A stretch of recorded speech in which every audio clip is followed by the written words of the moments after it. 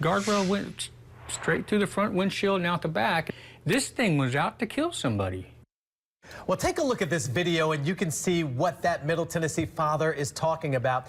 That guardrail, instead of stopping his son's car, sliced straight through it. But it begs the question how something like that even happens when guardrails are designed to absorb impact and protect drivers. Now, after months of digging, WSMV4 investigative reporter Stacey Cameron uncovered that guardrail was missing some key safety features, and because of that, a young man's life may never be the same. Do you believe in miracles? They told me that I am extremely lucky. Danny Freeman's doctors certainly do. That I'm a 1 in a million chance that I'm survived. But if you don't believe, look at this police body camera video and hear what Metro police officers said just after Danny was pulled from this wreckage. It's pretty bad, but it could have been a lot worse. Yeah. And a miracle becomes a pretty good explanation for why Danny is still alive. And his dad, James Freeman, agrees. Everybody else has hit these guardrails. Most of them haven't survived it.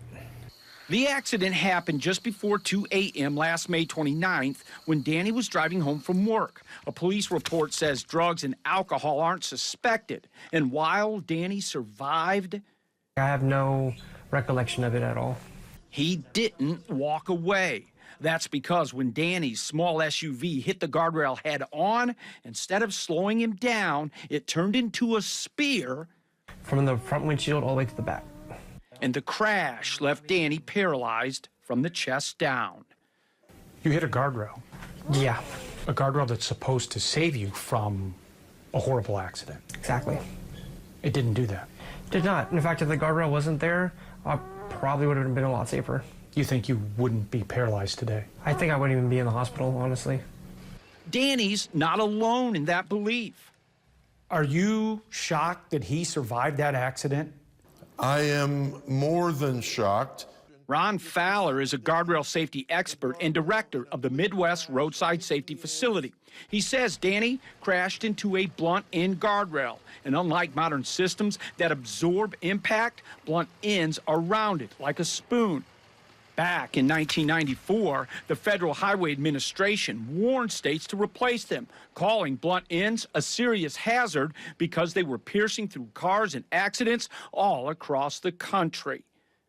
Does a person have to be speeding to get seriously injured if they crash into one of these guardrails? No, these guardrail systems really could spear into automobiles even at low to moderate speeds, depending upon the location of a vehicle where they're making first contact. So why was this blunt-end guardrail on a Nashville street? Well, it's because this federal memo only applies to highways and state roads, not city streets like Pinhook Road, where Danny nearly lost his life. I've been hurt. I've been damaged, probably permanently. Through a public records request, WSMV4 Investigates got the guardrail's original design plans, and we discovered it wasn't supposed to have a blunt end. And when Fowler looked at those plans and pictures of the guardrail on Google Maps that were taken before the crash, he saw it was missing cable anchors, a middle support beam, and that it was installed too close to the road, making a crash like Danny's more likely. Was that guardrail safe? As it was installed, there are some concerns that I have. We asked the Nashville Department of Transportation about those concerns. They declined our request for an interview. But after the accident, NDOT put up this temporary barrier. They surveyed the crash site, and they issued a report that confirmed everything that Fowler found, saying the guardrail was non-standard and that it lacked proper end terminals and anchoring systems. And so far, NDOT has failed to turn over records we've asked for showing who installed the guardrail that Danny hit and if they ever inspected it. It's like, why do you have that there, you know? What is the point? Now, 5 months later, Danny is in rehab, but his father says the emotional toll is setting in.